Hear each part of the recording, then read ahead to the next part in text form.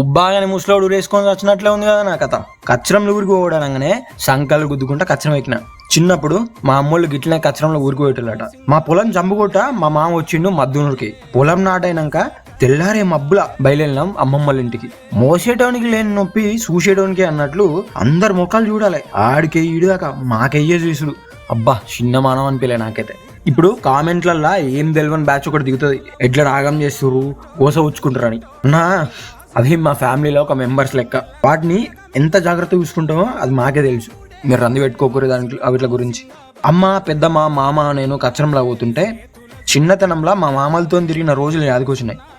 అమ్మమ్మ ఇంటికి పోతే మా మామల ముడ్డి చుట్టే తిరిగేటోని నేనైతే. మీ ఫేవరెట్ మామ గురించి కామెంట్లో చెప్పుండ్రి. నచ్చిన స్టోరీని వీడియో లెక్క ఖచ్చితంగా చేస్తా.